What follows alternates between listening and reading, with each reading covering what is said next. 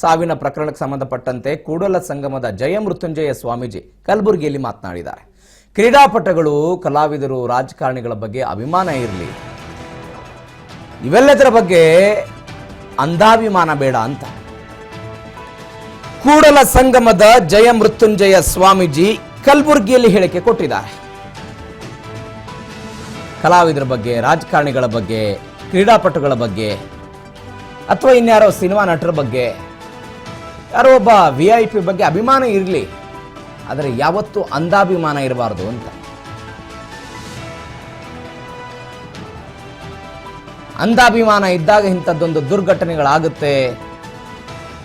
ಪ್ರೀತಿ, ಅಭಿಮಾನಕ್ಕಿಂತ ಜೀವ ದೊಡ್ಡದು, ಜೀವ ಮುಖ್ಯ. ನಮ್ಮದವರಿದ್ದಾರೆ, ಮನೆಯಲ್ಲಿ ಹೆಂಡತಿ ಇದ್ದಾರೆ, ತಂದೆ ತಾಯಿ ಇದ್ದಾರೆ, ಮಕ್ಕಳಿದ್ದಾರೆ, ಯಾರ್ಯಾರೋ ಇರ್ತಾರೆ ಸಂಬಂಧಿಕರು.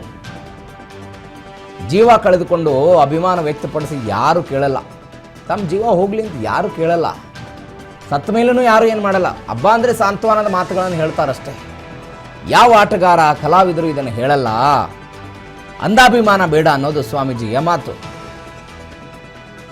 ಮಾತನಾಡಿದ್ದಾರೆ ಸ್ವಾಮೀಜಿ ಕಲಬುರಗಿಯಲ್ಲಿ. ನಮ್ಮ ಕಲಾವಿದರ ಬಗ್ಗೆ, ನಮ್ಮ ಕ್ರೀಡಾಪಟುಗಳ ಬಗ್ಗೆ, ನಮ್ಮ ರಾಜಕಾರಣದ ಬಗ್ಗೆ, ಆದರೆ ಅವರೇ ನಮ್ಮ ರಿಯಲ್ ನಾಯಕರು.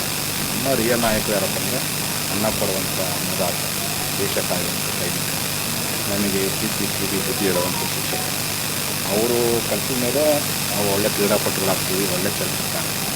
ಆ ಕಾರಣಕ್ಕೆ ಅಂಧಾಭಿಮಾನಕ್ಕೆ ಒಳಪಟ್ಟು ಜೀವವನ್ನು ಕಳ್ಕೊಳ್ಳೋ ಪ್ರಯತ್ನ ಮಾಡಬಾರ್ದು.